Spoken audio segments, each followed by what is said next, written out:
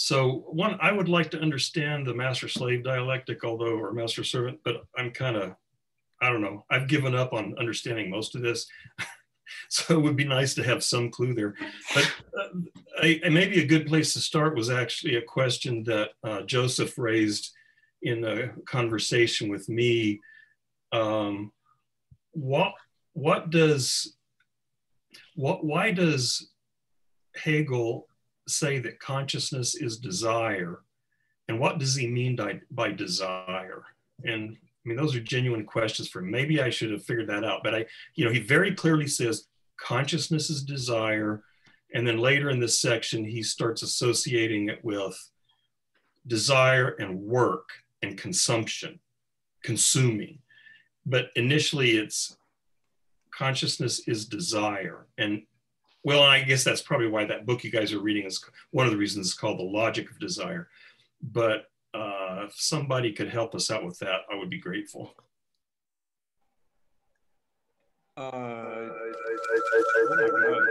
Ooh, feedback. Whoa. That's awesome. That's great. Okay. We gotta do something about this. Why doesn't it happen? Somebody else does. I'm just gonna mute myself until somebody else. Let's try that.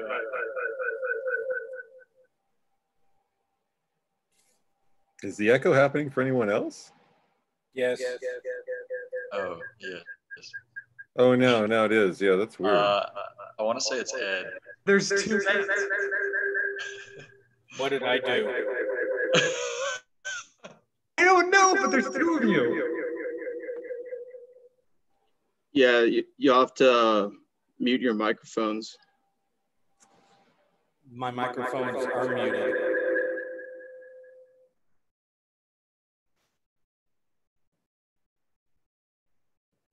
Hello? You, Ed, can you hear this? Yes.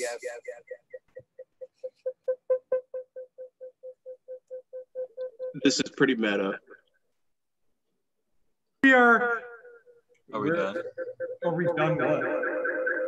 Is this happening from everybody's voice? Not yours. Oh, good. Must be the flamingo. Ah, can you hear me? I'm not echoing, am I? I'm Slightly. Oh, a little bit. Oh, there I am. The absolute. Okay.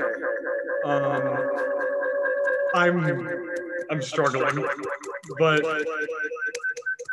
Ed, maybe if you use like push to talk. Push what?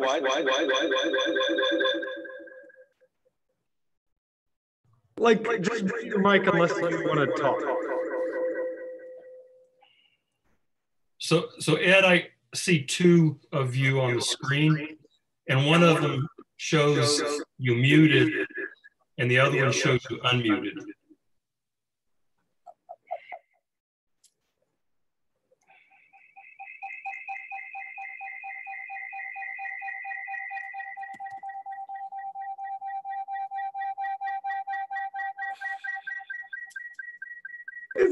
It's becoming like an avant-garde like performance art. Okay, there it is. Wow. Not to get freaked. Yes, it's gone. Eric or Ed, can you hear us now? Yes, I logged off of.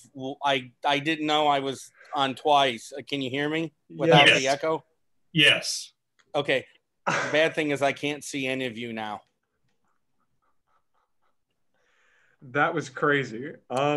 Yeah, I don't know. But I do apologize for that. Oh, now you're all back. But Ron disappeared. I guess his flamingo told him not to let his face be shown. Okay, sorry about that. Really, I am. Don't be. That was the funniest thing that has happened to me all day. That really brightened my mood. That was wonderful. I really. But so okay. Now okay. Something to play with in future Zoom meetings. Yeah. I'm gonna try and log in twice and put my mics up to each other and like make that happen. Okay. Now let's get into it. I guess I had two things that I wanted to say. First, I wanted to talk about our experiences with like reading Hegel and how it's really tough without a secondary source and whatever. I just wanted to comment on that briefly. Through a Hegelian lens, hopefully. And I just my experience was my first encounter with Hegel ever was this paper that I had to read for a class. I was in a dialogue class with Joan Carson at Texas State, and she taught the dialogue class in the spring. And in that class, we had to read a paper by Stephen Houlgate. It's an excerpt from a book by Houlgate. Stephen Houlgate is a Hegelian scholar or a Hegel scholar, and he has a very traditional reading of Hegel, and it's very thorough. It's very thorough, and it's very good in a lot of places. I think he has like a really, really intelligent reading in a lot of places, but I also think that there are some problems based on like my current understanding. But basically, I just read that. I read that paper for that class, and I was all into Sartre at the time, and I was like, "What is this? This is a bunch of bull hockey, you know. What is it? Mutual recognition? What is this? Oh, ho hum, you know." I was poo-pooing mutual recognition and a lot of the Hegel that I was reading in. And I remember I really sympathized with Kojève at the time. This guy named Alexandre Kojève, who was this guy who taught a bunch of people about Hegel in France in the 20th century, and I remember being really sympathetic to his reading of Hegel, and that's where I just kind of got started, like digging into this idea, this kind of pile of ideas. And then I, or at least Sartre and all of his contemporaries, all those you know, frogs. They really defined kind of my early interpretation of Hegel. But then I knew Zizek was really into Hegel, and I kind of gave it like another. I was like, okay, well, I like him. He's kind of fun, just based on like his personality. So let's give this another try. And I kept kind of reintroducing the Hegel into my brain through like secondary resources that I thought were interesting, because for another reason, like I would have some other like, oh, I'm going to watch this Zizek movie because I like it and I like him. Oh, that's good. Oh, well, I'm going to watch this lecture by Zizek because he talks about Vertigo and these movies that I really like, or whatever. I just kind of got, I found my ways in to kind of start softening the hard core that is Hegel, I guess. And while doing that, I can understand, like, Nevitt, your position of like, it's best to get what the author is saying, or at least have an understanding of what the author is trying to say of the original work that everybody's talking about, this like kind of social and cultural phenomenon of this author's work. Let's go to the work itself, let's read it, and let's try in good faith, and best done in a place like this, like in a group setting, to in concert develop an understanding of this text, or of what's kind of going on here from the position of the person who wrote it. And I think that makes sense, but at the same time, I think that there is another element to what's going on that I tend to focus on, or that I tend to think about whenever we have these kind of conversations. And I think I've talked about it, but Zizek has a really good illustration of this. He says, basically the point I want to get at is the true idea, or the true idea in terms of the text that we're reading. Whatever text we're reading, whatever movie we're watching, whatever media we're consuming, there's some true idea that's there, right? And this is all kind of talked about by, I think it was Walter Benjamin. Walter Benjamin had a paper called The Duty of the Translator, I think, or The Goal of Translation. It was either The Duty of the Translator or The Goal of Translation. But he had this paper about being a translator, because he did translations of texts a lot. And he said that there was a big part of this translating business was in recognizing the role or the goal of translation. And the goal of translation is usually thought of as like an accurate one-to-one kind of depiction of what this author was trying to say from the standpoint of their language, i.e., fidelity to the text. That is like the key to translation in this lens, is fidelity to the text. But then Benjamin says that that's not the whole of the project. A part of translating is creation in its own right. Creation through language, through the act of, like you're decoding a cereal box almost. There's that part of translation. But when it comes to like conveying an idea, like the true idea, it gets more complicated than just decoding it like the back of a cereal box. It becomes such that the translation itself is a part of the whole of the text or of the idea as it is existent within reality or within the symbolic differential order or whatever. And my point is that it's something like the argument that Benjamin is making is that the translation is seen from the typical standpoint as like a fragment of the original, as like this kind of broken vase that's been kind of glued back together with gold or something, like that would be the best that a translator could do, but his argument is that yes, the translation itself is in some way a fragmentary passage into the idea, but for Benjamin, the text itself is also a fragment of the idea. And Zizek tries to illustrate this in a kind of funny way when he says, I went and saw a movie once, and it was based on a book. And I'd never read the book, but I went and saw this movie because a friend recommended it to me. And I don't know what movie he was talking about. He was like, I went and saw this movie, and I remember watching it and thinking, oh, this is terrible. This movie's awful. This is really, but I can kind of see where it's coming from. Like, there's like a good idea here. There's a really good idea going on. I bet the book is fantastic. Because, books to movies, they usually lose something. And the movie stank. So I'm going to go over to the book. Let's do, and then he reads the book and he goes, oh, this was awful. This book was just as much of a waste of time as the movie. And then, so in that experience of watching the movie and reading the book of the material, neither one gets at the parts in it that he sees as being like beautiful and good and worthwhile of carrying the torch on from. And that like illusory version of the book, movie, story, or whatever, that illusory version of the story that existed only in Zizek's mind in between the movie and the book, basically, because the book and the movie both sucked. But there was this imagined version of what's going on that has substantive, salient content. And it might seem like, yeah, that's just an illusion or a phantasm or a part of my imagination. You're just daydreaming about what it could be and whatever. But at the same time, it's like that content is the stuff worth bringing forward.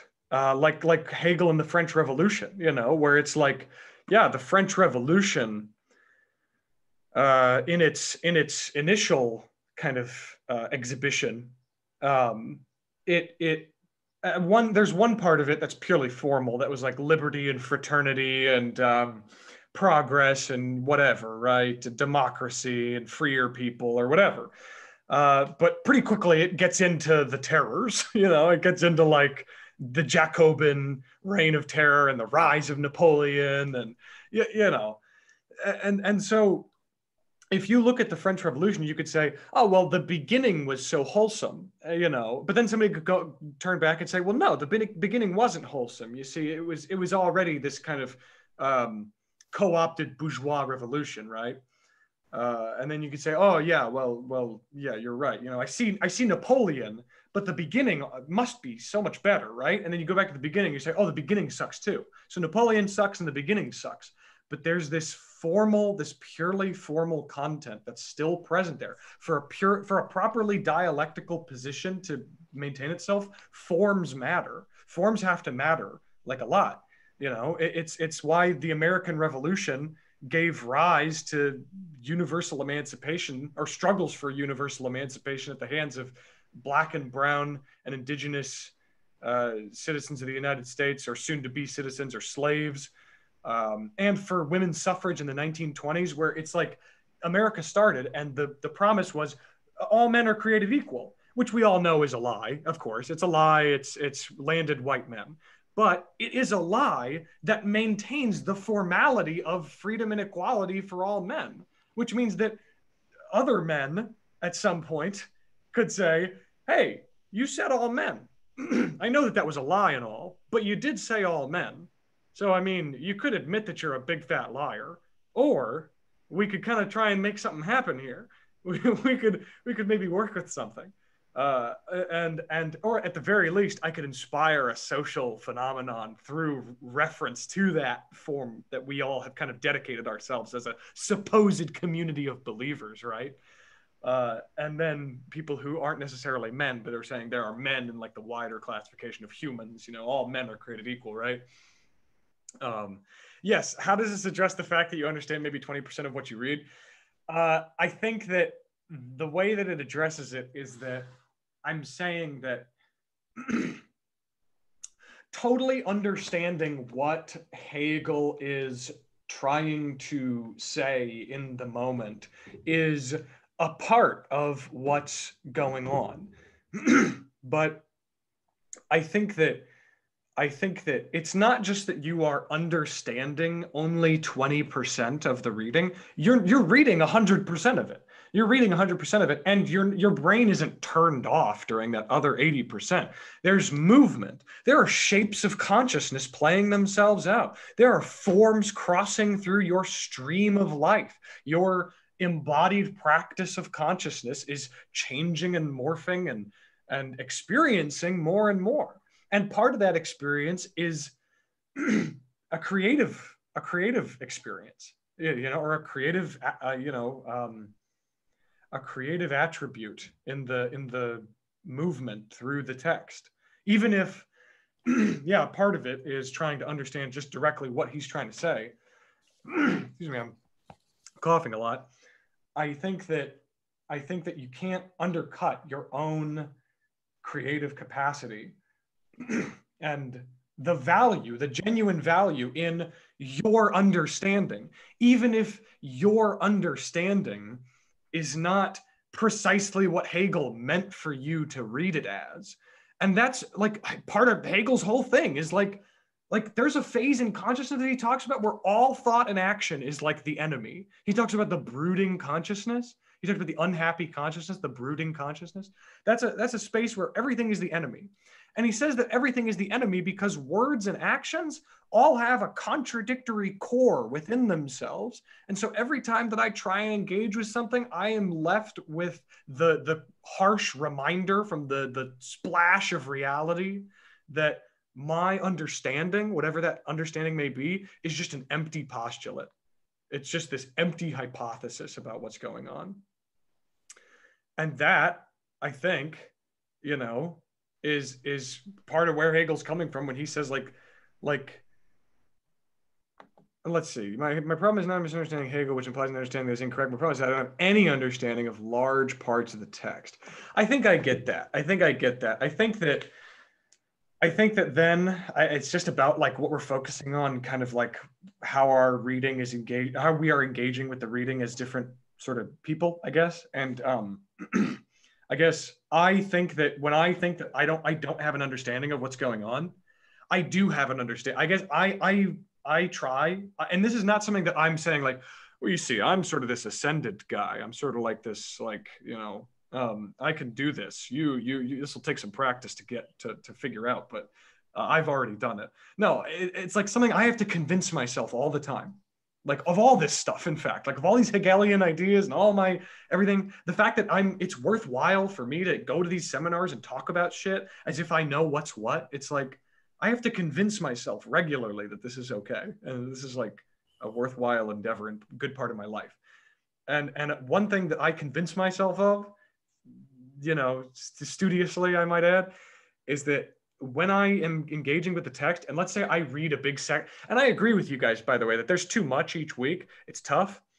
But like, I'll read through a portion of the text and I'll just be like, I'll be pissed. I'll get pissed off. I'll actively get kind of mad. I'll be like, this is stupid. This is frustrating. And I hate this. He's being obtuse. Why is he doing this to me?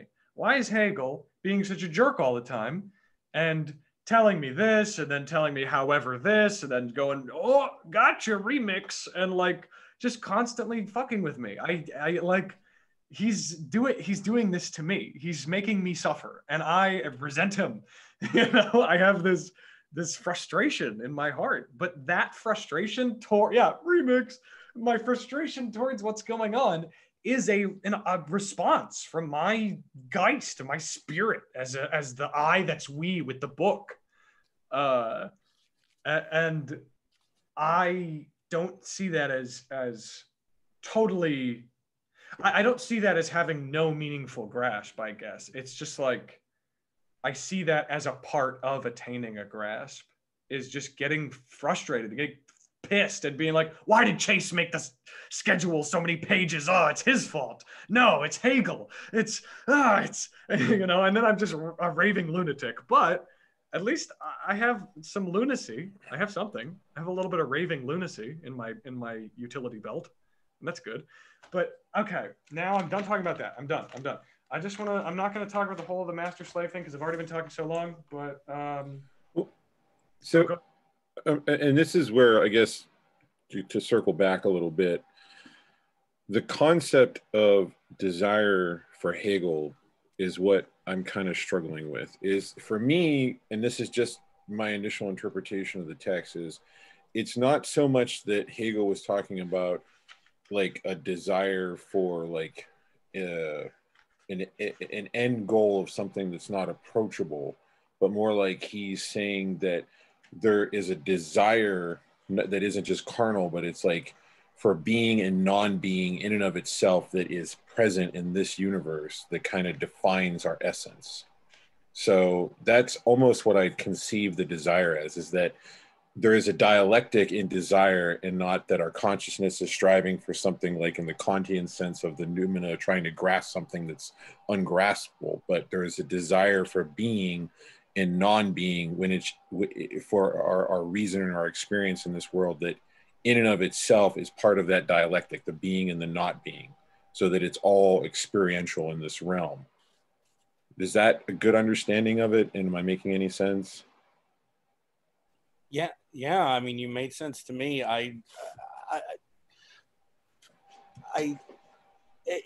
He's so dense because, well, he's German, but I think part of the reason for the density of his writing and his philosophy is he thinks what he's trying to describe and share is dense, right? I mean, it's not put tab A into slot B, right? I mean, he's really digging very, very deep into a range of, well, think of his terminology, you know, consciousness, desire, being in itself, thing in itself. And to me, there was a type of circularity, and I'm just going to be speaking of page 108 to page 135, where I was mentioning this to Nevitt before everybody showed up, that I would be reading it and I would have the sense of, oh, I think I understand what he's getting at. And then a little bit later thinking, I don't know if I would be able to articulate that to anybody else, which to me is saying maybe I don't know it as well as I think I do. But part of it's the issues that we've dealt with in the past, right? How does something with consciousness talk about the consciousness in a way that can be independent of the consciousness?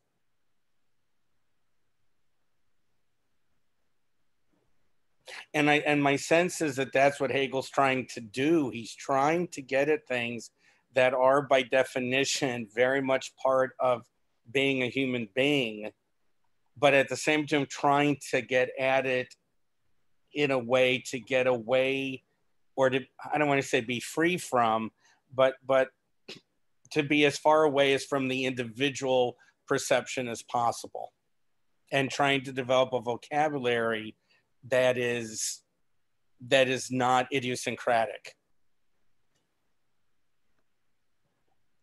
I agree with that sentiment entirely. I think part of the reason why Hegel is difficult is because what he's trying to express is just is difficult to begin with.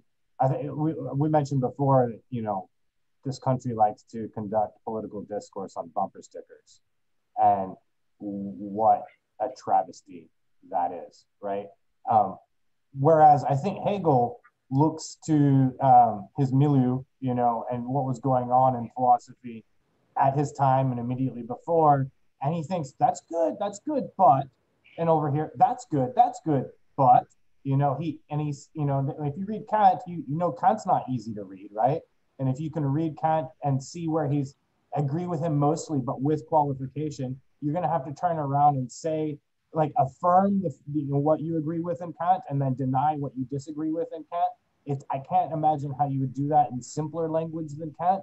I imagine, you know, you might end up having to use a little bit more complex language, you know. I was going to take a stab at desire, but I'm not entirely sure. From what I, you know, just from my reading of it this time around, it's consciousness. I think he points out consciousness is always, you know, from life, right? It doesn't. It happens first in the context, which is a living context, and then along the way, self-consciousness realizes that, you know, it's not self-sufficient, right? Like, none of us can exist in perpetuity just as consciousness, right? We are confronted with the fact that we're embodied, we live in a world. In fact, that's where our consciousness, you know, comes from, possibly as an emergent phenomenon. And in order for this consciousness to sustain itself, it has to interact with the world in a material way to feed myself, right? I need to survive in this society. And so just in order for my consciousness to persist, I need food, I need acceptance, I need, you know, I need safety, and so these are essentially desires, right? I desire food, I desire safety, you know, I desire the thing that my consciousness desires, the material necessities which are, you know, are conditions for consciousness to begin with. So I'm just taking a stab at it, but I think he's kind of pointing out how consciousness isn't completely self-sufficient, and so it desires what it needs in order to persist. And is it that drive, that desire for something? Because he describes it as like it's missing or an unhappy consciousness later on in the text. It's almost like the desire is like a drive to find something that isn't there for Hegel, but that ultimately your consciousness is unhappy when it can't find it. Like there's something missing, but it becomes happy when it finds its way into what he calls the noumena. Is that an appropriate understanding? I read the unhappy consciousness as something that comes out like after or through skepticism. It becomes, you know, like when you become drunk with skepticism and nothing matters to you anymore, and nothing is achievable, and, you know, why think, why act, you know, it ain't worth it, you know what I mean? So the more you think, the more you dig yourself into a rut where there's nothing valuable, nothing worthwhile, which is not where consciousness comes from, right? Like first, you have this instinct that your life is worth preserving, and you develop consciousness, you know, consciousness is developed as a matter of preserving life, and then wants to preserve itself as consciousness. But then it gets to a point where it no longer sees the value of preserving anything. And that's consciousness not being true to its roots, its purpose. So that, to me, that's how I understood the unhappy consciousness is kind of like a perversion of thought, thinking for its own sake. It ends up turning against itself, turns against the world of action, turns against life itself, turns against the very basis for consciousness. right? Okay. Yeah, again. Eric, when you were talking, it reminded me, I don't remember the pages, but remember in this section that Hegel brings up Stoicism and cynicism from the ancient Greeks. Right. And my reading of it was that he was rejecting both. Yes. Right. Very strongly. I mean, that was one of the clearest things in what I've been reading is, yeah, both, there's real problems and limitations with both of them.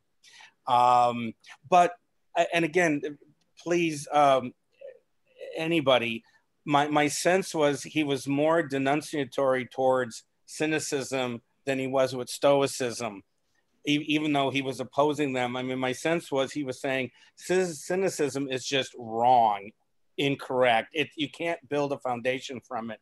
Where Stoicism, I thought he was suggesting that there was something there, but it was incomplete, and it could never be complete if you stayed within Stoicism.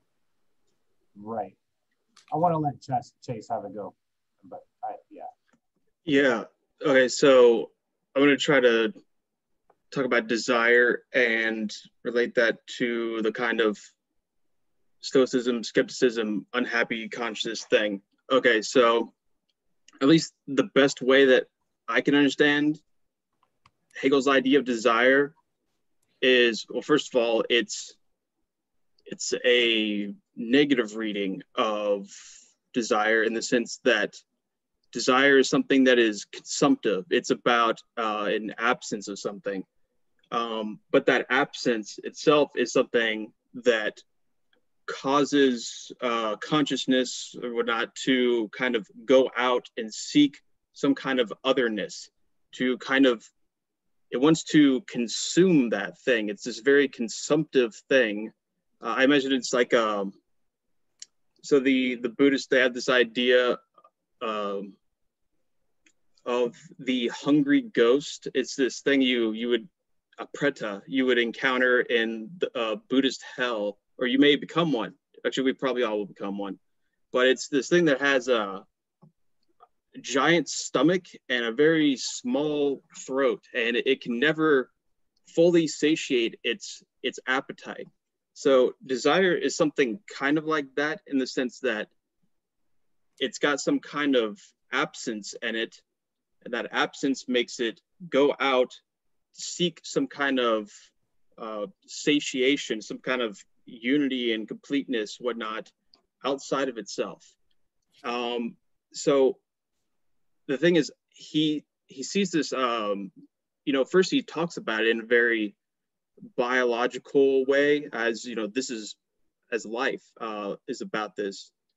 But then it kind of goes on to be something that's somewhat distinct from life, but also still kind of preserves some of that tendency of that kind of consumptive force, in the sense that, so as a subject, as being for itself, to know something is to try to basically consume that thing in its totality, to kind of negate what it is in itself, or for itself, so that I know completely what it is. So it'd be something like, I don't know, say Hunter explains something about desire to me, and I disagree, but I'm like, I know what you mean.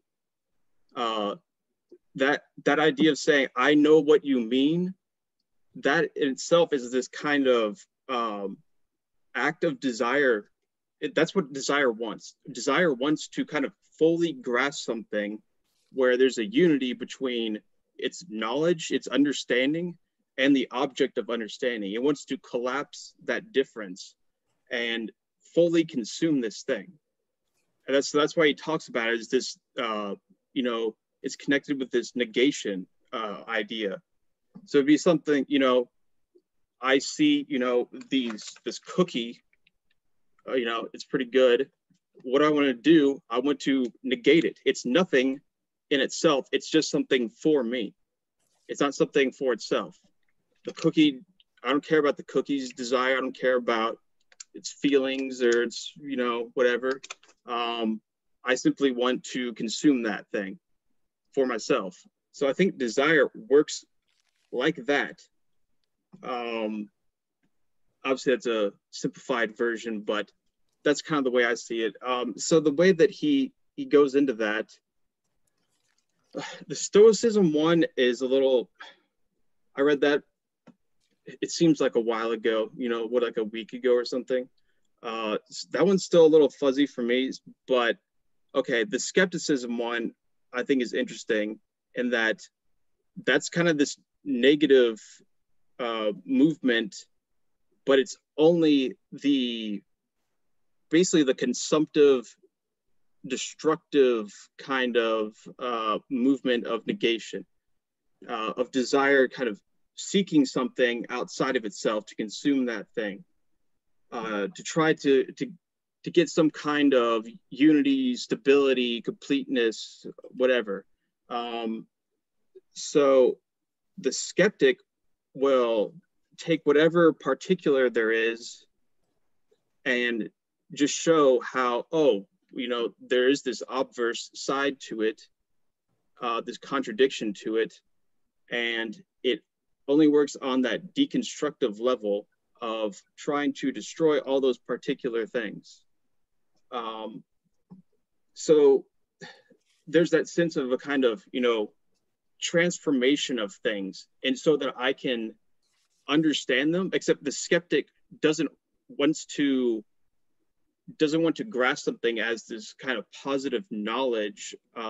Well, I think Hegel says that he does in a sense, but in a kind of implicit sense more so, that's he's not really aware of this theoretical skeptic guy. I don't know why he's a guy, but anyways, so you've got that, and then so there's this contradiction though within the skeptic himself, and that's where the unhappy, but the skeptic is unconscious of it.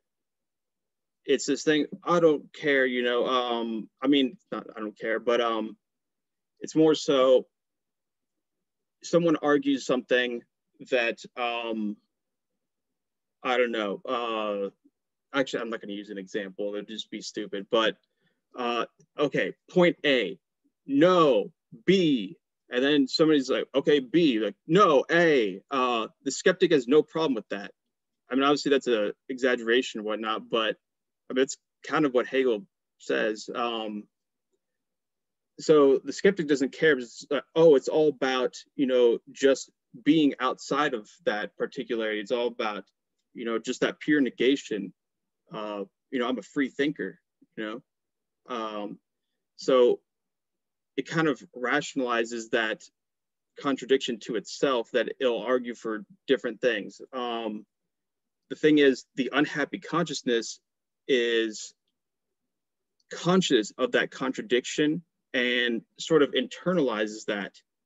So what was unconscious for the skeptic becomes conscious for unhappy consciousness and becomes this divided subject that doesn't know what it is in a sense. So he says that, okay, yeah, you know, this is the idea of spirit, is that there's this doubled reflection of consciousness or self-consciousness. It needs to be doubled.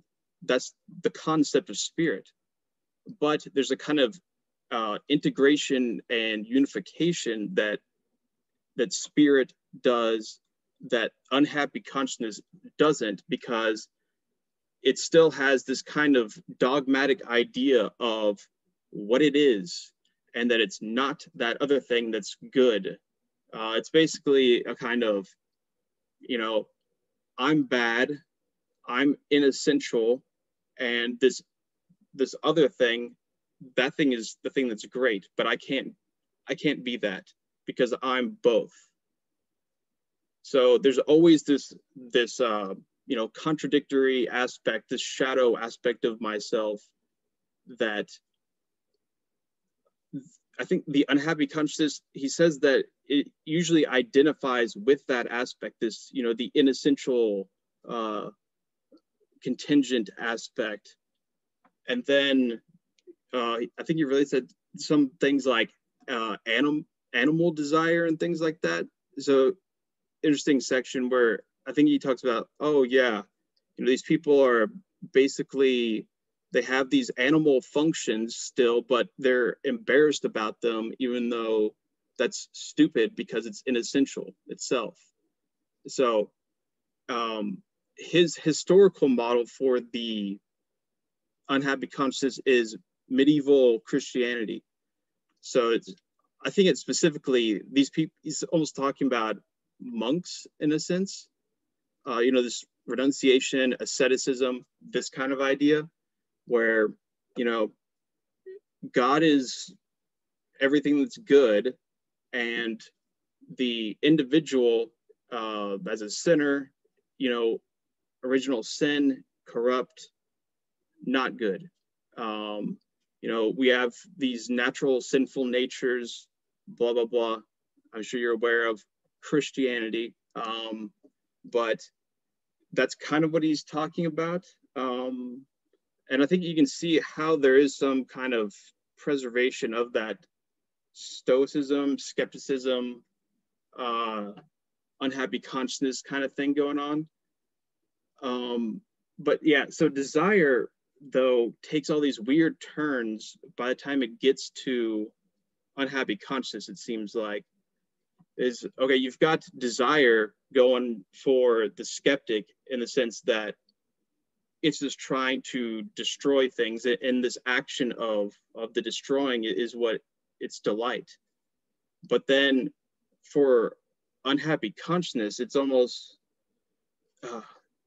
that part was very difficult. I really don't think I can even give even my silly, like, ridiculous, oversimplified attempt at explanation for that one, because parts of this unhappy conscious section, I basically was like, what the hell is this?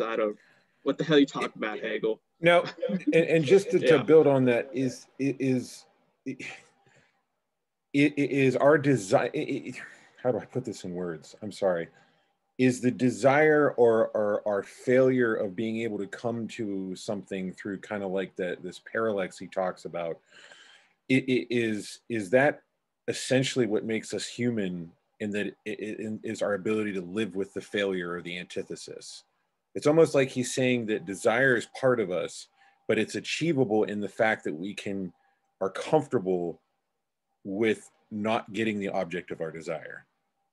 Like the antithesis and the negation process is the defining aspect of humanity, and we're most comfortable with never ever obtaining that, but more in the process of seeing kind of like this parallax shift or this paradigm shift or this flux he talks about of the one idea and its negation.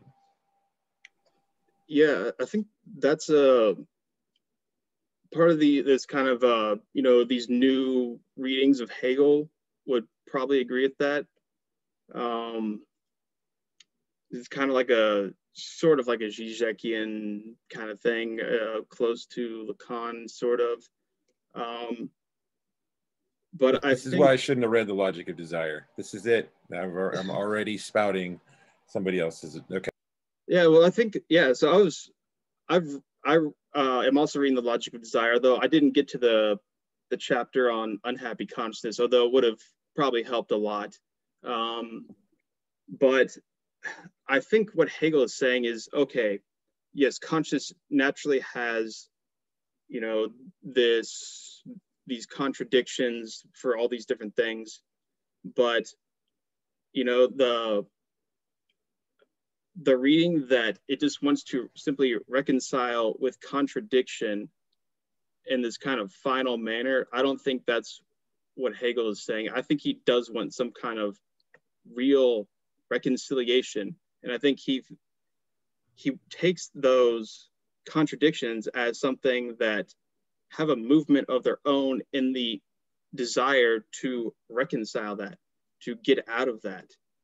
And I think really it's kind of almost like a sort of skeptical or unhappy consciousness kind of thing, to be, okay, we've all got this contradictory nature.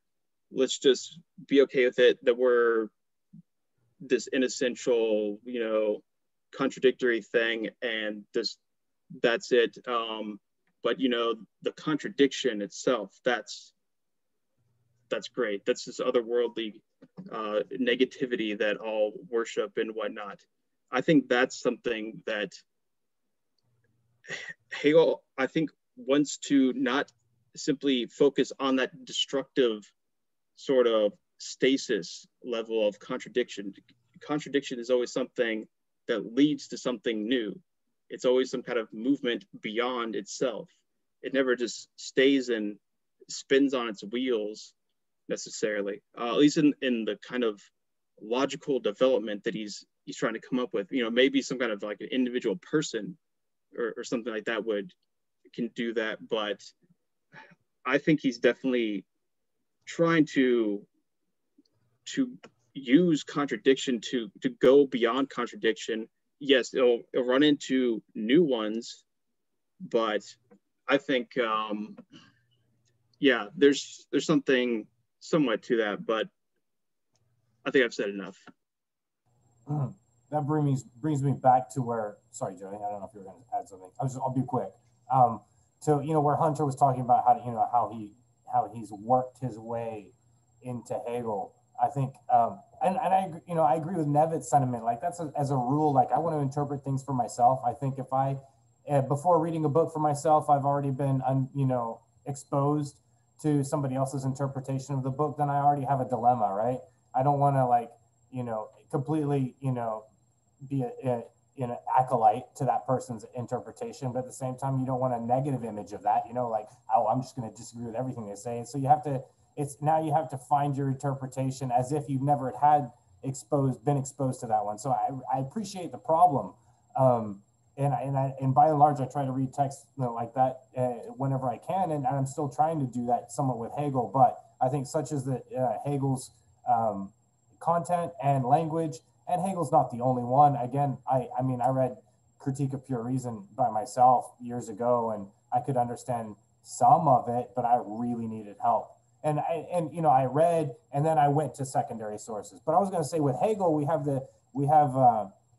divergence of interpretations, a wide divergence of interpretations. And what I find interesting is, I think really to get a good understanding of Hegel, you kind of have to pass through other interpretations, right? I don't know that many of us could really just read this book on our own without help and get a lot of understanding out of it. On the other hand, I would hate it if I don't think any one of us should just lean on one commentator, right? Because then we just end up either, affirming or completely negating everything out of that commentator, right? But the best, probably one of the better approaches is to see that there's a divergence of interpretations and then see what those fault lines are, right? So the one that's come up between Hunter, Chase, and myself is what is the ultimate status of contradiction, right? Right now, I kind of is siding with Chase more towards that traditional, but I'm open, right? This is part of why I'm doing this. Part of why I'm reading this is to see where I fit, knowing where the controversies are and what other people's arguments are, right? And so I want to say, anyway, as regard to the question of contradiction, I largely agree with Chase. I want to say that part of Hegel's dialectical and speculative method is to see contradiction everywhere, but then to say all of these contradictions resolve in the whole. Like if you ever have any partial perspective on anything, you're going to find irresolvable contradictions. The way to resolve these contradictions is to get a view of the whole. I have a view of the whole, read my system. So I just kind of have this Kierkegaardian reading of the unhappy consciousness on, page 123, section 206. At the very top is, I think, where he's transitioning from skepticism to the unhappy consciousness. And he says, in skepticism, consciousness experiences itself in truth as self-contradictory consciousness. So, in skepticism, the skeptic has these two poles but doesn't really try to reconcile them. It just kind of bounces back and forth, I guess. Experience itself as hung on the horns of a dilemma.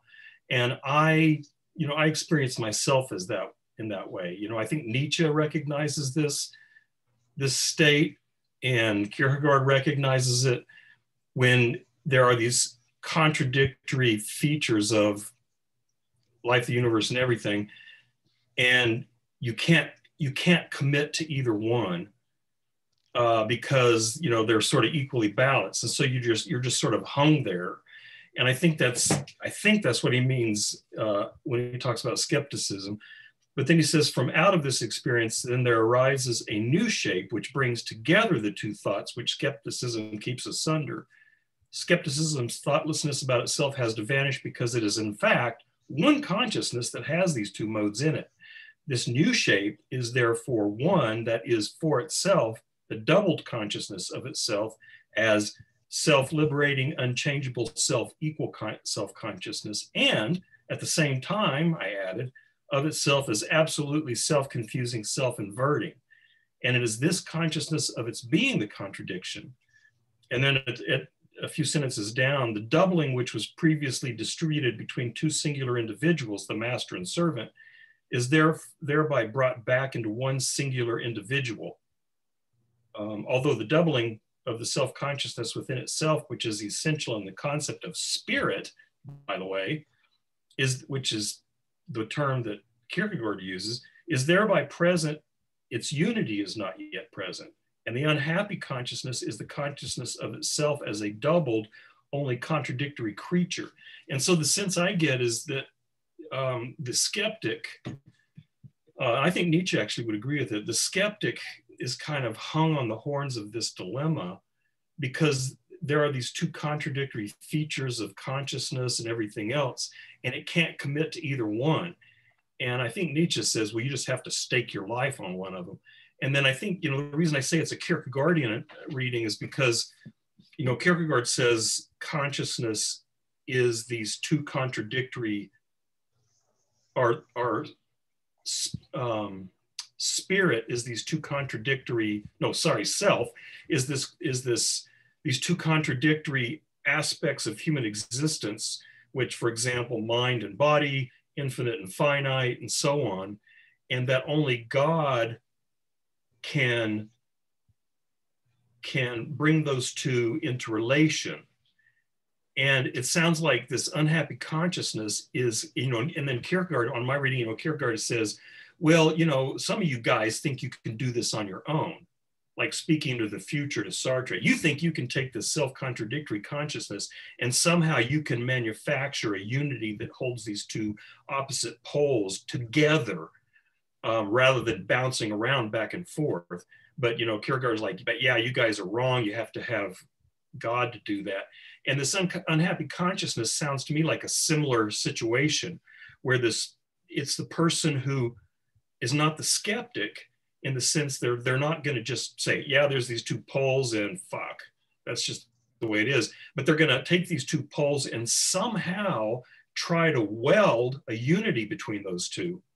But it's not ultimately successful. And so I think the Kierkegaardian analogy, I'm wondering, of this state of unhappy consciousness is this person who's taking these tensions and trying to weld them into a unity, like by sheer force of will somehow. But that's the unhappy consciousness, is trying to unify by its own power that which resists unification. And I assume Hegel's solution is going to be neither Sartre's nor Kierkegaard's, but I don't really know where this goes from there. But that's kind of my reading of the difference between skepticism and the unhappy consciousness.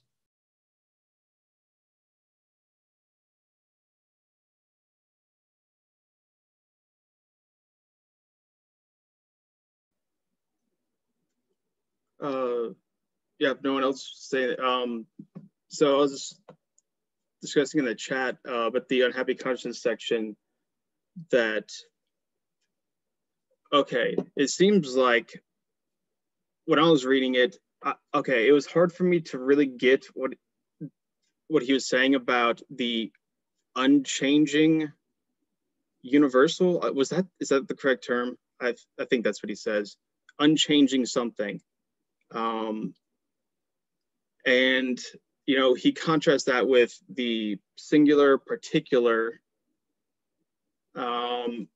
It seems, and then, you know, he has this syllogism kind of thing of the three relations. You got the two extremes and then the mediating middle.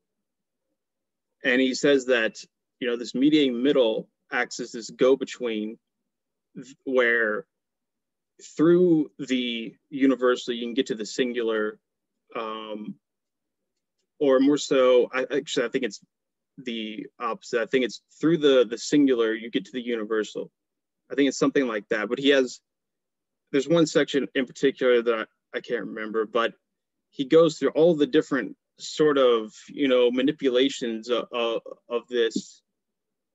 And it seems to me like he's basically talking about the Trinity, or at least something very close to that. There's this kind of Lutheran Trinity thing going on here that, you know, one thing that kind of annoys me about Hegel is he never usually doesn't specify what he's talking about, in the sense that he'll, you know, basically quote Aristotle and not say Aristotle.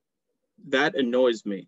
And I think something like that is going on with this, you know, well, the whole book is about trinities and whatnot, but in particular, this one with the unchanging universal, the singular particular, the mediating middle.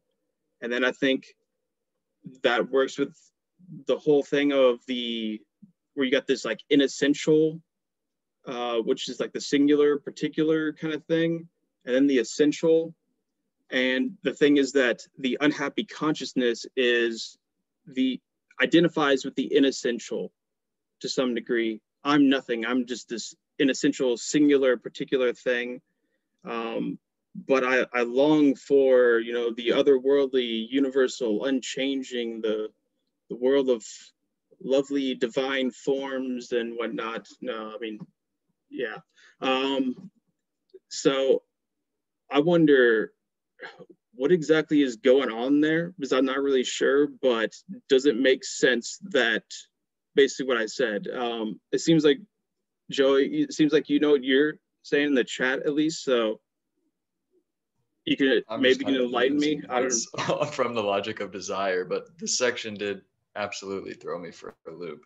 Even reading Kalkovich, who I feel like has been a nice aid through the rest of the stuff. At least in the at least what you were saying, yeah, that the essential, beyond, unchanging, universal is kind of posited as this like beyond thing.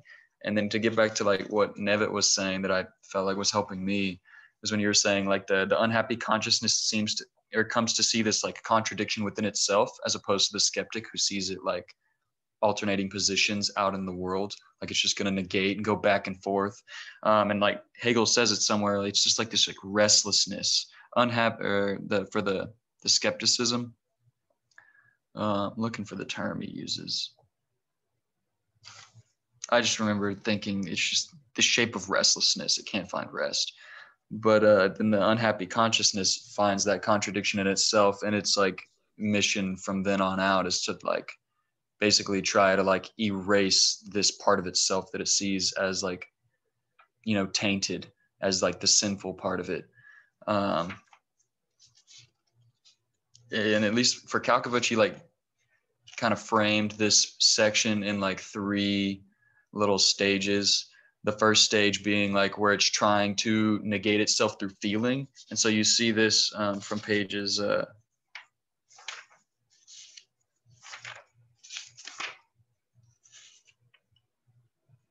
from like section 215 onward. For like 4 paragraphs, he talks about like this idea of like feeling.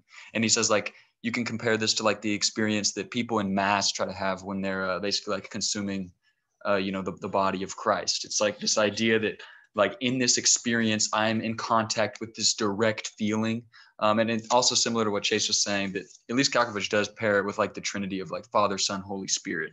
So where Hegel's talking about this, like this first way, so like on page 127, section 217, he says in this first way is like pure consciousness, which like I'm trying to connect it to like Father, where you may have this like direct feeling like with the Father, and this feeling of like, taking part in Mass.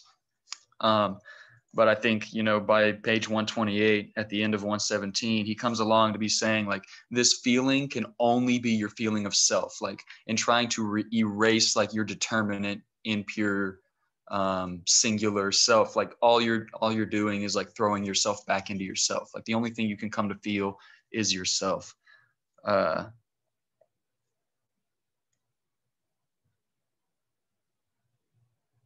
trying to like find some quotes in there. On page 128,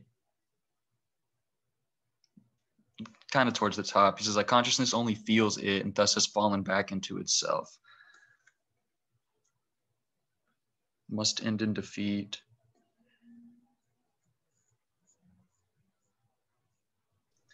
But then again, it like kind of goes in through a second attempt where, through desire and labor, where you get this moving from 128 to 129. He gets into like the second phase. You're going from the heart, which was like what he paired to the first phase, like through feeling, into like back into the world, like through desire and labor. But this itself too, this kind of is where like I really started losing him. But desire and labor was like, I guess, like trying to find like that contact, or trying to purify yourself, like through, I'm imagining it like service to the world, in which you're like, my actions and my work is like the Lord's work. And I give thanks to the Lord for giving me the gift to be able to do this with my life and purify myself through this work. But I think like the main point I take away from that section, the reason it doesn't work is because the very act of saying like, I give thanks, the very act of trying to like negate your own responsibility and like negate your own singular action as like this kind of like positing of yourself, like that very like, oh no, it's not me, like, oh no, it's the Lord, like that is your act. So it's like you're stuck kind of like seeing that like you are acting, like you have responsibility in the world. As opposed to just totally like erasing yourself and just being like pure in the universal work of the Lord. I guess for some reason he paired that with the Son because it was like mediated through the world. At least that's kind of how like I'm trying to understand it. Is that and what then he... the last? Sorry.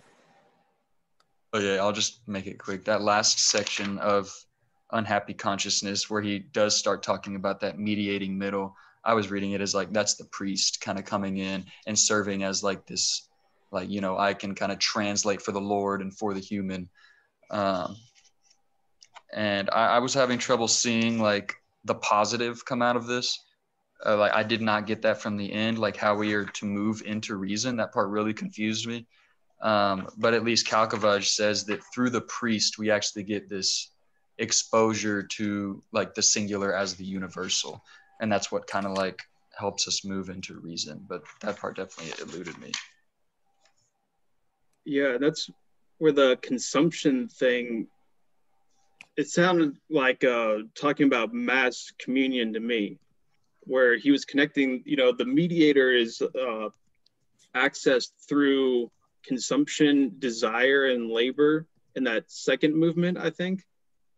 There's something like that that made me think that he was talking about basically institutional Christianity in some sense that I couldn't quite understand. And yeah, I didn't get that third part either. The movement of the heart thing was kind of, I don't know, this sounds funny. I don't know, it sounds hilarious to me actually. But there's something else I was going to say that was bothering me, or I don't know. I can't remember. Can I jump in just for a second? I didn't see anything I didn't get that at all.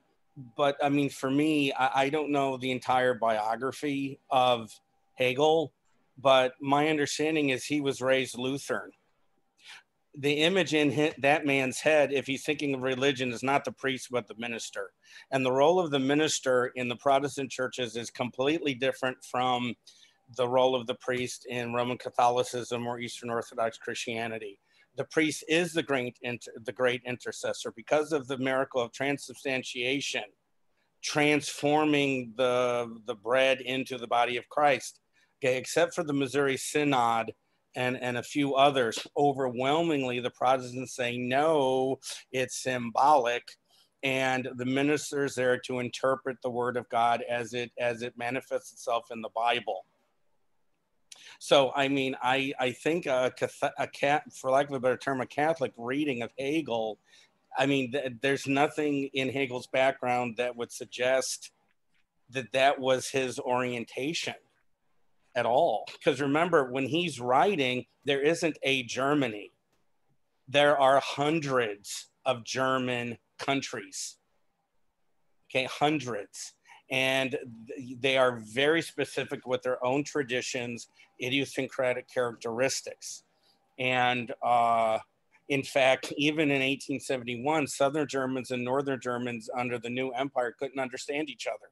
They're speaking the quote unquote same German language, but they literally were unintelligible to each other if they were speaking to each other. You know, someone in south of Munich as opposed to Schleswig-Holstein, they wouldn't be able to stand each other. So if you wanted to pull back and suggest potentially a broader, vaguer Christian, I would be open to exploring that, but not the priestly function. But in fairness, haven't many philosophers had a sense of the whole, the totality, that maybe they've glimpsed? Remember Rousseau writing that one afternoon he was hit with this overwhelming understanding, which he had been spending the rest of his life trying to articulate, that he thought he always failed. And so there's both secular and religious versions of a sense of a glimpse of the totality, however defined, and yet there seems to be limits based on our own human characteristics.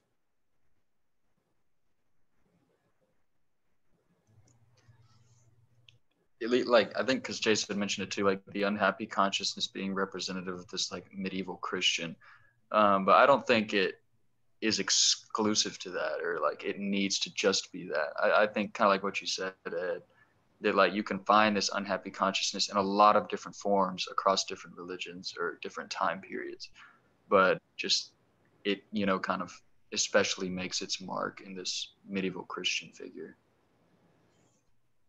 And when I say that, I don't know the specifics of the different sects and stuff like that.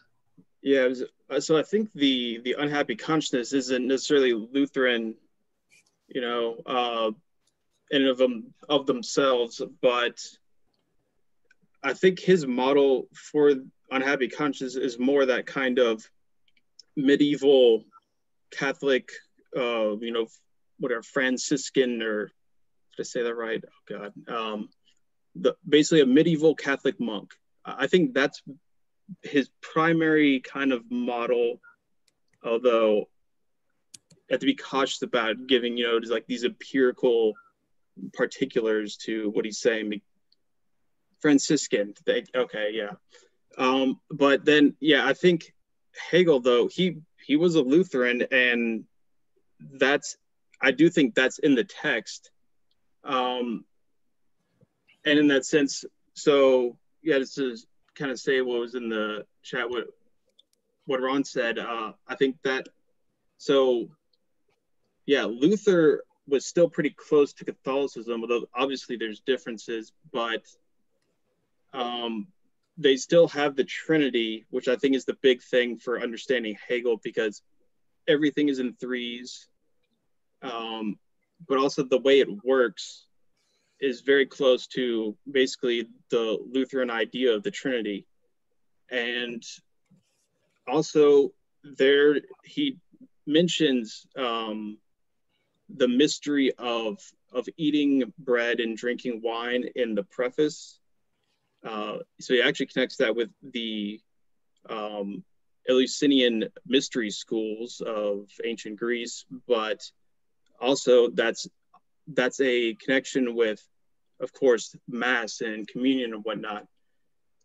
And I think he's definitely playing on that with this section by talking about consumption, although I think it has more meaning than just that. But I think there is some kind of element to that where it's acting as this kind of this way of, well, he talks about, okay, kind of like what Joey's talking about. Okay, yes, the unhappy conscience can do this positive thing, by acting, but the way that it kind of rationalizes that to itself is by saying, I'm just, a messenger I'm inspired by this through my heart, by the Lord. And it's, that kind of thing, where it doesn't want to attribute anything to itself as a singular, particular, empirical person or whatever, but instead it's always some kind of, otherworldly thing that inspires it in order to act. And I think that act of consumption is a part of that. And if, and that's kind of the idea of Mass, I think, is basically that, you're eating of the essence of the Christos, and through that you become kind of literally inspired. The Spirit is in you, and you can act in this way that kind of goes beyond your contingent particularity as a sinful person, and act according to this kind of universal good. I think that's kind of what he's basically kind of getting at to a certain degree. At least that gives me some kind of something a little more concrete than unchangeable universal to kind of think about, because otherwise unchangeable universal doesn't, I hate that term. I hate the term unchangeable. That's stupid. Okay, I'm done talking. Thank you for your very blunt honesty. I wanted to thank Nevitt. Yes, Nevitt, I mean, I totally agree with you. Hegel is going to be drawing upon so much of what is the European heritage, intellectual, religious heritage, when he's writing this in 1807. And I guess even people who reject, if they're raised in some kind of Christian environment, their rejection of that environment or teachings is going to still reflect those teachings, right? Like, you can't understand Protestantism unless you have some sense of Catholicism, right? They were protesting Catholicism, not Buddhism. I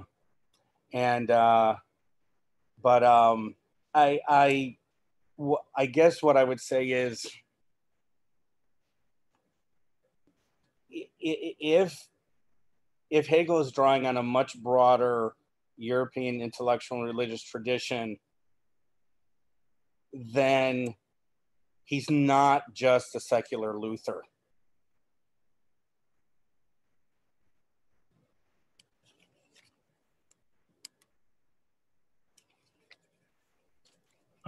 Were you referring to Hegel as that?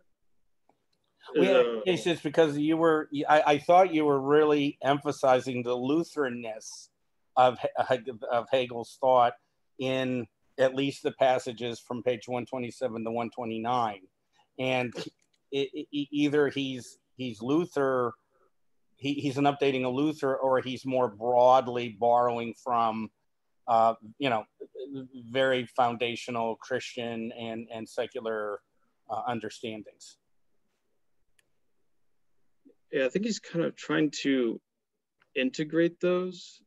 I mean, his thing is ultimately it's a kind of a Christian thing, but it's also a kind of, you know, almost like a Spinoza panentheist kind of thing too. It's almost so unique that it's hard to even label it. But then at the same time, it's still, he gives it such so abstract, you know, terminology that it kind of has a secular kind of thing to it as well, because, you know, he's not, I don't think he's mentioned God since the preface, maybe.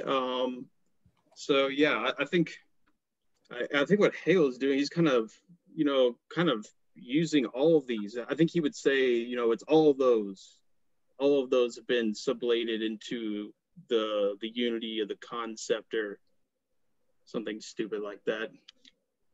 Sorry, Hegel's just, he kind of annoys me sometimes. I love Hegel, but he annoys me. But why does he annoy you? I think it's just that it's so abstract. It seems like it's not necessary to be written like that. I think I don't know exactly what it is. It's this kind of stylistic thing where he'll constantly write in a way that is, you know, it's like the remix kind of thing, where he's kind of trying to give you this kind of sense of vertigo, and I kind of get that and even like that aspect of it, but it's so easy to just get lost in it to the point where at times it's basically just bad writing, and you're just like, oh my God, like, please just give us an example, Hegel, like something. Give us the flower. The flower, that was a good example. Would you tell us something about flowers or something? Not like, or he could have said something about, you know, a priest or a minister or the church or something like that. He could have given something like that. Instead, we have to, you know, read these books to figure it out. But at the same time, it's kind of more an implicit kind of feeling that I have, because at the same time, I think I understand where he's coming from and respect what he's doing at the same time. And I think I have basically unhappy consciousness in the sense of there's a kind of conscious contradiction in my own attitude towards Hegel, and that I kind of simultaneously love and hate him, I think. And at first I was kind of like, okay, the verdict's, you know, not out. Do I love him or do I hate him? And then I realized it's just both. And it's going to be that way, I think, forever, probably. I think I'll always love and hate Hegel. And I've reconciled myself with that contradiction. Okay, but if you could give a term for that reconciliation, you just went through a very Hegelian process. I was just going to say that's a Hegelian process. Yes. Yeah. Yep. And that's what's great about it, right? And that's what I'm wondering, if desire is what he's trying to say, and I'm wondering if this is my interpretation or me regurgitating Kalkovich, is that, you know, we have these objects that almost exist ontologically in this like flux, this paradoxical state, but they don't have desire. But we have desire, which is almost self-conflicting. Like we have a desire to desire just for and of ourselves, and then that exists for itself, and then one that wants to be existing for others, almost like a conflict that exists infinitely in that temporal flux. I really do sound like a Zizek, you know. God damn it. All right, never mind. I blame Hunter and Joey for this. Desire, well, desire of desire is kind of the core of any desire. I mean, there's at least in terms of kind of the system that we're working with here, it's like, I have a lot of things to say. Yeah, it's like desire squared. Not really.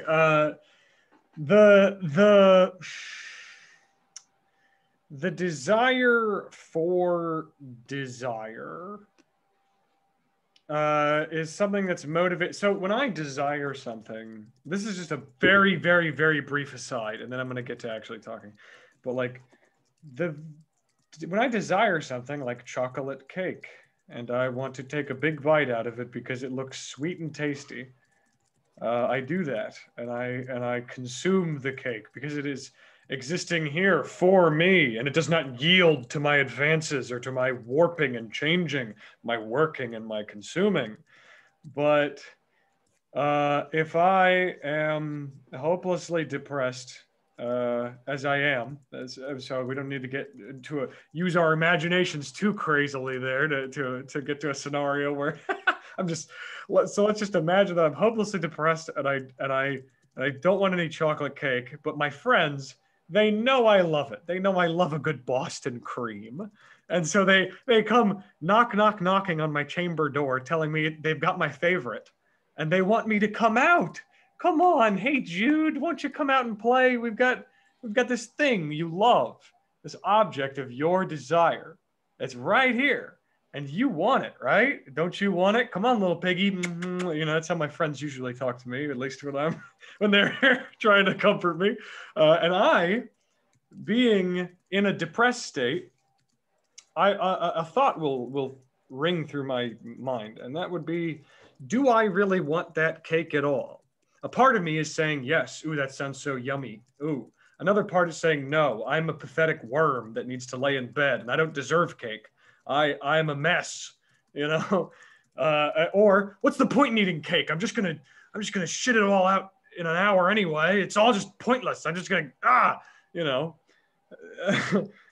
There's a bit of an act occurring within the desirer, the consciousness or the self-consciousness. By the way, this is a brief aside. I think that he said consciousness is a lot of things. He said consciousness is this, consciousness is that, consciousness here, consciousness there. But self-consciousness I've seen for him is what he calls desire. I've seen him very distinctly say that self-consciousness is desire. And we can talk about consciousness versus self-consciousness more. But my point is, I have to make a decision I have to decide to want that cake. I have to convince myself that I actually want that chocolate cake rather than that I would like to kill myself or something. Like Albert Camus says, like you know, he writes in his journal, what do I do today? I was thinking maybe I could have some coffee, or I could commit suicide, or I could maybe, you know, drive to the lake or something, see the grandparents or something. Like it's just one of those things. He's just dealing through this list of decisions that he's going to make. And one of them is that you don't kill yourself. And you don't kill yourself because there are things that you want, because there's a desire. And that desire is decided upon as I actually desire that thing at all. And that desire for a desire is given a name in Lacan, and that's objet A. But I know this is not Lacan time, so let's shelf that. Let's shelve that. What I wanted to actually kind of talk about was just this. I guess my basic takeaway from the end part, where he talks about unhappy consciousness, because I think that because like there's a lot of things that we've talked about that I could talk about, but you know, it's like a greasy bowl. My mind catches words and then lets them fly out. So I've forgotten everything, but I remember this. I know this.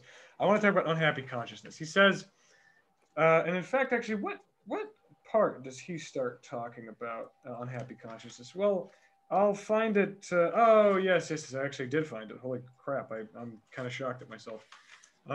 So on page 123, I think, is where he starts talking about, or where he starts really getting into the mechanisms of the unhappy. Yeah, you're reading introductory Lacan as I'm talking, trying to like, it's funny. But on 123, back to the subject at hand, he makes a point across this page in paragraphs 206 and 207 that in skepticism, consciousness experiences itself in truth as a self-contradictory consciousness. So the skeptical and then he makes this point later, skeptical consciousness brings the master and the slave that we talked about in the prior passage, the consciousness in itself and then the consciousness for another. It brings those two forces, the consuming and the working, into one individual. He says individual is his vocab term of choice there. So this one individual is the unification of the master and the servant, and it's the skeptical consciousness. But then he goes on to describe this consciousness. He says this new shape is thereby one that is for itself, the doubled consciousness of itself as self-liberating, unchangeable, self-equal, self-consciousness, and of itself as absolutely self-confusing, self-inverting. And it is the consciousness of its being this contradiction. In Stoicism, self-consciousness is the simple freedom of itself. In skepticism, it realizes itself and annihilates the other aspect of determinate existence. But on the contrary, it doubles itself and is to itself now something twofold. I'm done reading firsthand. That kind of gets into my point here. The point that he's kind of making here. Oh, actually, I'll read the last sentence of that paragraph because I just looked at it and it looked alluring. And I convinced myself that I wanted to read it. Although the doubling of self-consciousness within itself, which is essential in the concept of spirit, is thereby present, its unity is not present, or not yet present. And the unhappy consciousness is the consciousness of itself as a doubled, only contradictory creature. Okay. So, I think that both parties that talked about the unhappy consciousness were correct in a certain way. It's such that it's like the Kierkegaard thing, where it's like like Sartre, like Kierkegaard talked about, like some of y'all think that y'all can do it yourself, but you need God to mix the finite and the infinite, but you think you can do it yourself. And this is kind of like a portrait of a person who tries to unify them, right? But at the same time, they try to unify them, but it's not necessarily a unity. It is a doubling. It is a duality. It is like it's not inherently only a unity. It is a doubling or a duality of self-sufficient forces. And thus it is a collection of estranged terms, rather than just necessarily a unity. But in their being together in a double consciousness, yes, they are a unity. So don't worry, all the gotchas that you could possibly, he's at least to me, every time I was like, wait a second, so the singularity, and then the next paragraph, 207, basically, I'm not going to read that, but he says singularity and essentiality, and I use essentiality and unchangeability as somewhat, the similar terms, not totally the same, but they're the same, they're similar, they're very similar. Singularity and essentiality of consciousness occur together.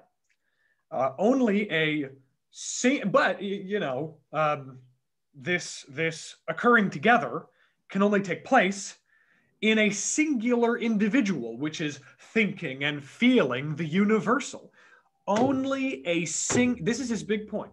And this is where I think he makes one of his most beautiful nods to like all of the Christian tradition, is that, and like, this is where I think that he validates arguments of like Eurocentrism and things like that, like in a real way. Like, only a singular individual can think and feel the universal for me. And then he even goes so far as to say that the self as the universal individual spirit in 207 and 208, I think. I could find it, but I won't. You just trust me. I swear.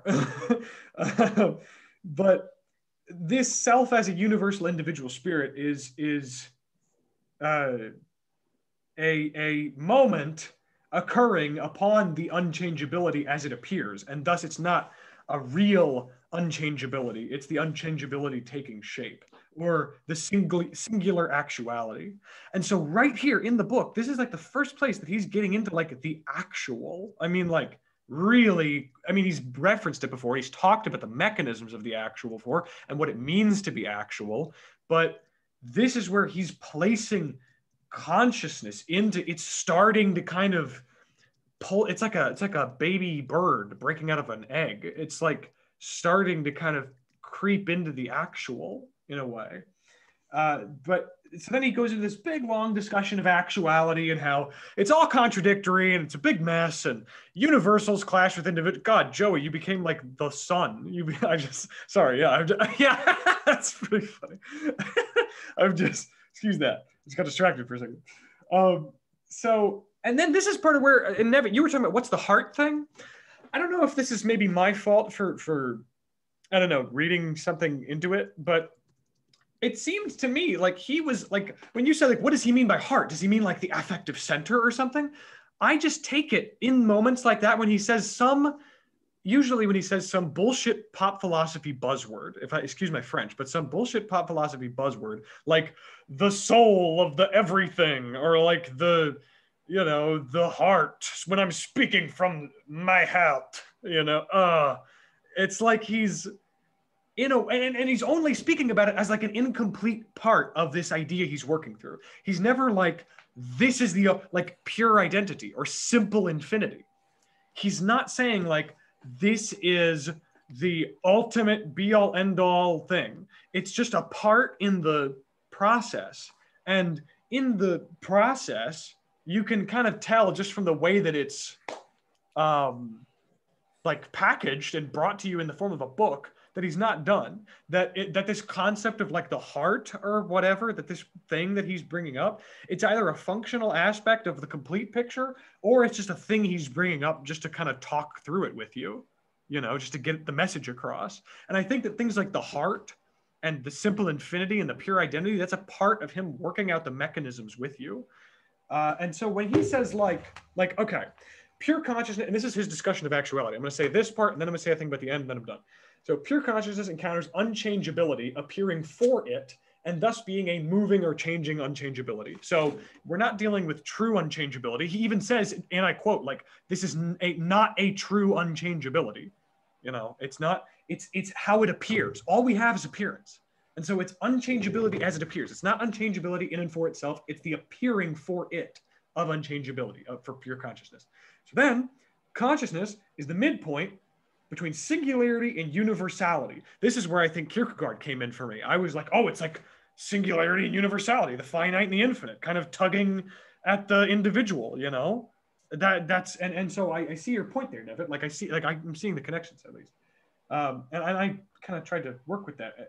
Basically, I think that Hegel is not so much interested in the physical explanation for how it came into being this way necessarily. Like, I think that's Kierkegaard's thing. He's like, God put us there. There has to be some explanation for like the Big Bang, basically.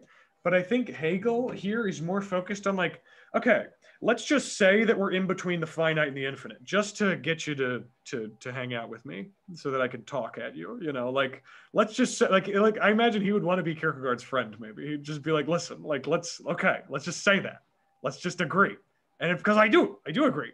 But from the perspective of the individual, I think that there's more going on than just me being this flawed, flopping fish on the dry dock of reality while God stands over me, which, is not necessarily all that Kierkegaard's saying, I know, but I'm just, basically, he's saying that individuality, or the individual, the pure consciousness, sees itself as being on the side of singularity.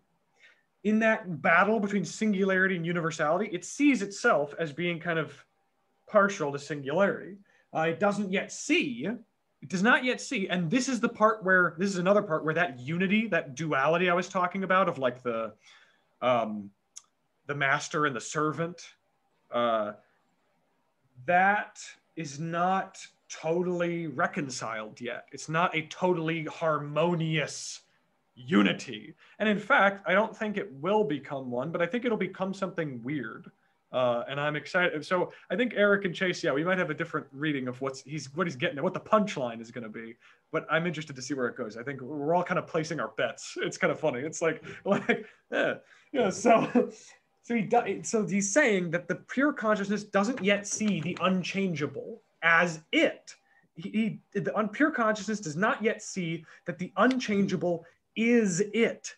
That the unchangeable is the singularity of consciousness. That the appearing unchangeability is the singularity of consciousness. The unchangeable, thus, if I try to theorize it as this thing that's not an immanent part working together with other parts in this machine of singularity, if I see it as this capital, what letter? U, unchangeable, capital U unchangeable as this concept, I see it as something alien and scary. And I'm like, it's the unchangeable. It's the essence. It's the hidden nougaty center of all items. It's like the shiny part. It's the weird, it's like when you're playing an MMO and you see an item and it's just a shining little sphere instead of like you just go and grab that. It's the essence. It's like it appears as something alien. So in this state, so from this position of pure consciousness, seeing the unchangeable as something alien to you and being kind of flipped out about it, but at the same time aware of it, he says, here is where you find pure hearts, painfully feeling estranged, and an infinite longing is in this pure heart and its feeling of estrangement. And he gets into the kind of mechanisms of this infinite longing interacting with the world through actuality in essentiality and essentiality. But I'm just saying that that's a part where he talks about pure hearts. I think that pure hearts is just a part of this process. That's a place, like if you're at a place in your, basically he's saying like, if there's a consciousness that is in this state of being a pure consciousness facing the unchangeable as an alien invader, it is going to think of its life as my heart is yearning, or my pure I feel so affected. And he would say like, that's not far enough for us. That deserves some scrutiny. And so the first step for him is the concept of actual consciousness. I'm at the end of the chapter. I want to talk about the end of the chapter. The first is the concept of actual consciousness. And that's where you have heart. The first step is getting, and this is all coming after like we got through appearance and all like the super sensible, oh my God, we're in self-consciousness, right? The stages of self-consciousness are such that you have the concept of actual consciousness, i.e. you're thinking with your heart or you're talking with your heart. And the second is external doing and consuming, actually engaging with actuality. It's like the split between Stoicism and Skepticism for me is the split between the first step and the second step, where the first step is the concept of actual consciousness. The second is external doing and consuming, going, touching, feeling, eating, working, doing, whatever. Being an actual consciousness rather than conceiving of an actual consciousness. And the third step is, yes, by the way, Nevit, I think that like what I'm saying is that I think that when he says heart, I read it as kind of this thing that's like, oh, annoying hippies would say that. And then I was like, maybe he's kind of trying to say that. Maybe he's kind of trying to say it like that. He's trying to kind of be like, well, let's talk about this as if we were kind of new agey. I would say this is like my heart or whatever, right? This is like my chakra. Or so, you just feel like it's like feeling. It's like my feelings, my intuition, my chakras, or my whatever, my sutras, my energy, my aura. But then in the third step, you have actuality as nullity to the universal essence. Okay, and when you get to this third step of actuality as nullity to the universal essence, that doesn't seem to make sense. But this is where I'm getting into the unhappy consciousness again. I'm sorry for talking so long, but he says the unhappy consciousness does not stay an unhappy consciousness. It becomes a brooding consciousness, a consciousness locked up in itself, disgusted and upset the enemy is in all thoughts and actions, because everything is contradictory. I am a contradictory consciousness, even in my acting and doing. Okay, for that brooding consciousness, his next point, actually, that I just remembered, is that the only thing it has is the content of its doing, its actuality, right? Because all my thinking pisses me off, but when I'm working, like on my truck, I feel great and I relax and I don't have to think as much about it. I can be actual. I can work on stuff. That's all I could even go to a point where I say, that's all I have. All I have is my truck and my dog, or my life, or this estate that I've built out of my success, or my progress as a person. So it only has the content of its own striving, but all of this striving is made hollow by its interactions with the, yeah, I'm also writing a country western. No, it is related to the unchangeable in the sense that all that striving, all that personal actual content and moving and doing, it is made hollow because of the unchangeable. So I'm in a position of a brooding personality. This would be like Nietzsche's description of the sick man.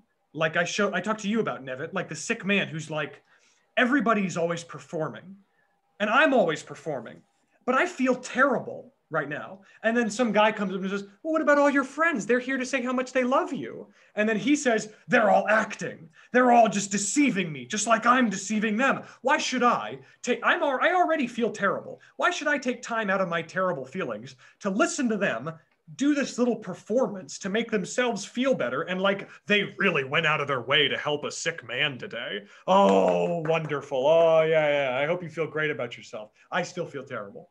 And you acting at me is not going to make me feel better. That is something like the brooding personality for Hegel. I think so. This poverty of action and of thought is relative to the unchangeable. It's all relative to the unchangeable, to the unchangeable, which is full and essential and universal. There's this full, essential, universal thing. No, I wasn't describing a movie. I'm just in my own little world here. I'm just like this. I think I missed a dialectical turn somewhere in there. I didn't know what you're referring to when you're talking about your friends acting or whatever. Nietzsche talks about the sick man. That's just a thing from the gay science. There's a chapter in the gay science. So anyway, okay. Consciousness gives up on doing and consuming as its own and shifts the blame or control onto the mediating term, which is its conception of the unchangeable, which is the universal will. This is where Hegel is arguing against things like people who say, when they made like a musician who makes a beautiful song and says, I didn't write it, the universe spoke through me.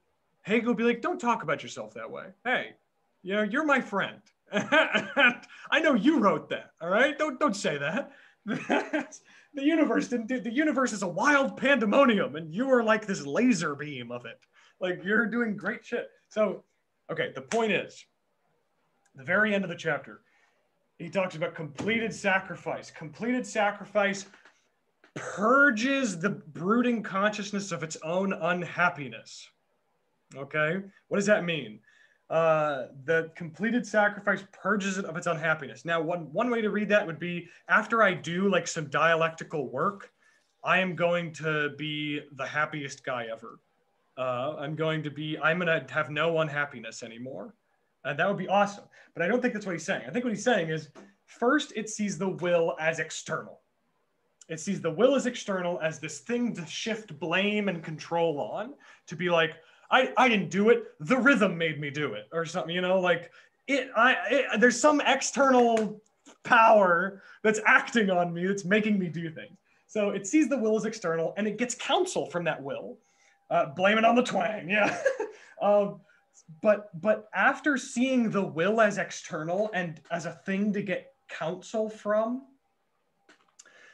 it returns into itself because it tried to kind of formalize itself. And like Joey was saying, it tried to expand its understanding and then was met with a wall and then decided that that wall was fine. I like walls, actually. I love walls. I love when the universe is a wall. And I'm going to go back over here into myself. And it goes back into itself and it finds that the contents that it had before are a little sour. Its consumption is sorrowful and its poverty is invalidated. Its consumption sorrowful, its poverty invalidated. I cannot reach to the highest height and touch the sun, and I cannot fly to the lowest depths and touch the bottom of the ocean. I can't do either. My consumption is sorrowful, and my attempts to kind of brood in that, to kind of stew in it, my poverty, and go, oh, my life is so horrible, I'm so povertous, that's invalidated. That doesn't work anymore. This is Hegel saying at this point, that's out the door. Basically, the brooding consciousness is no longer allowed to brood because here we have reason.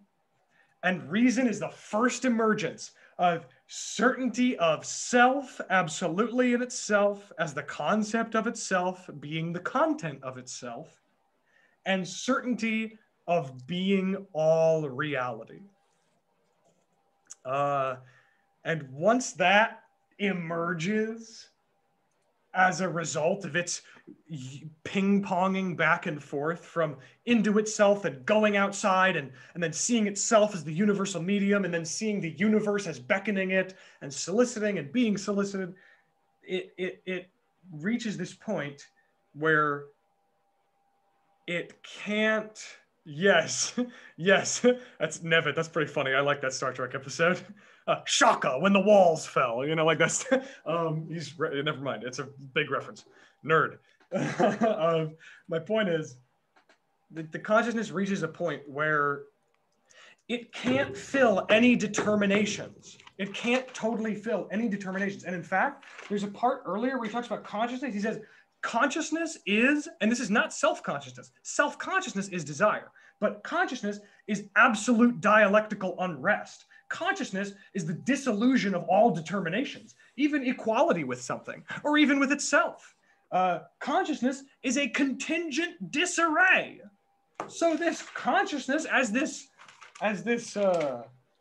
disillusion of all determinations is still here, trying to find consumptive joy or sorrowful, I don't know, catharsis maybe, or at least radical embodying of that sorrow for the sake of something, man, to stand for something, to make a statement, like the Joker or something. But he's saying both of those are not going to get you anywhere. You're just going to be consuming, and you're going to feel sad, or you're going to be in poverty, and you're going to feel invalid. And so the only choice to reassert or regrasp certainty or unity or any sort of again, those and other like functional aspects of consciousness and its development through different shapes through the dialectical movement that it undergoes, that you're going to be at a stop. You're going to be at a stop in the train tracks if you don't realize that your consumption is sorrowful and that your poverty is invalidated.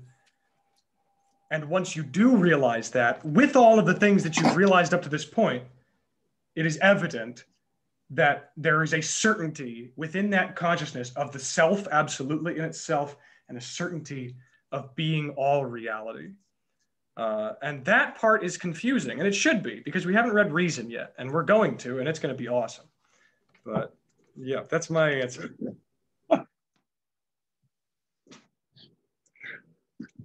Can't wait.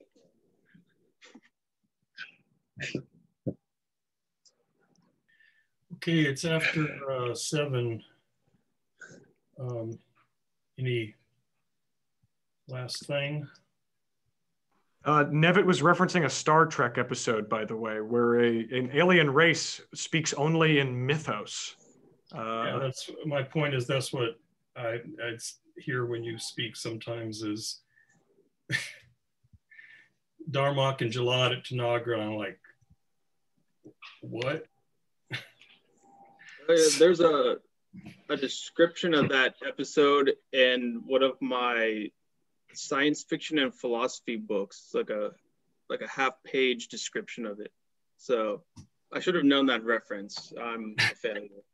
A good one. Delance is coming back for Picard season 2, so I'm excited about that. I love Q. Yeah, but I think this was a productive failure of understanding and recognition. That's a good way to describe it. Well done. Bye-bye, Joey. And James.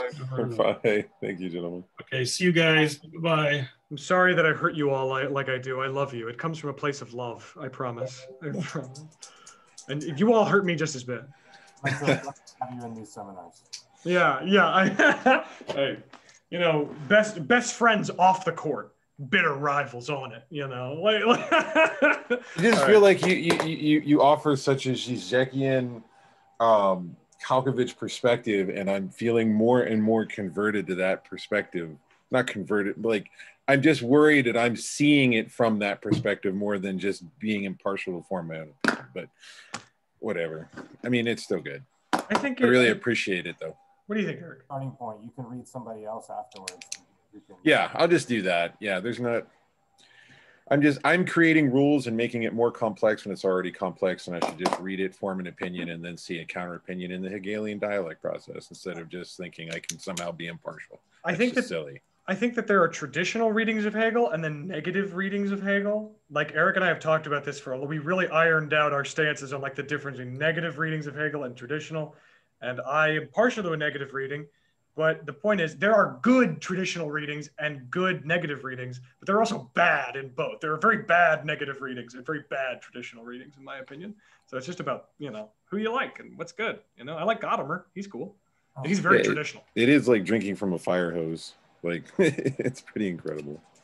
Actually, I mean, from what I gather from Adorno, it's like the negative reading is his alternative to Hegel. What he kind of says is like, Hegel's awesome. He does all these cool things, except he wraps it all up in the end with a nice tidy bow. If he'd just not done that, right? And I think that's where I'm leaning. Like, I do think Hegel meant this, but I think the negative readings are onto something that they draw from Hegel a lot of value. Like they show why reading Hegel is worthwhile, right? But so far my opinion is that the negative readings aren't actually Hegel, but what Hegel should have said if he'd been a 20th century philosopher, what he would have said if he was a 20th century philosopher. But as it turns out, he was an 19th century philosopher in at the height of Enlightenment with all sorts of optimism about totally grasping everything, And, I only read a few pages of the Dash before I had to start actually reading Hegel, and Zizek says something almost like that. I mean, he says something like most contemporary readings of Hegel are no longer salient, because stuff has changed, and so I'm going to read Hegel against Hegel in order to make him more applicable to the contemporary world. And so he more or less admits that's what he's doing. But that's what I read Adorno is doing. Actually, it started a few weeks ago when I put it to Hunter. It's like, I like Zizek, but I feel like Zizek kind of lifts from Adorno without acknowledging Adorno. And I'll see differences between Zizek and Adorno, but I feel like there are times where Adorno is saying, oh yes, this Hegelian dialectic movement, I don't know, and when he stresses the negative aspect of it, I'm like, okay, but that's not Hegel anymore. That's Adorno. But that's Hegel in Adorno's hands. And so you're passing it off as Hegel, but it's actually, to me, Hegel in Adorno's hands, Yeah, I have that same complaint about a lot of Nietzsche scholars. They want Nietzsche, they like Nietzsche, and so they want Nietzsche to say certain things. And so they pick and choose, different bits of text to come up with the interpretation. And my complaint is that you can do that, but don't call that Nietzsche. I mean, call that something like neo-Nietzscheanism, or call it something like my riff on Nietzsche. But to say Nietzsche says this when it seems to violate broad swaths of his texts just seems crazy to me. I will say I am totally open to like the idea that like, yeah, like even, and this is not what y'all are saying at all, but like a total caricature would be like, maybe Hegel is this staunch, conservative, right-wing German idealist who thought that everything fit together in a perfect ideal unity, and he was the end of history, and that the Prussian state was the ultimate totality that would continue on until the death of the universe. That maybe he, whatever. I'm not saying, nobody here is saying that, but like even like if I keep reading through this book and I see something where I'm like, oh God, I can't really make sense of that except for thinking that it's that he's like a Prussian nationalist. Oh, like that would be like doomsday, and but I would accept it. I would accept it. But also now I'm just saying. So until then, I'm gonna keep reading it the way. Also, I'm getting a call now, so I have to leave. Okay, bye. Bye. Hey, see you guys. Bye. Thanks. Bye. Thank you, everyone. Do you have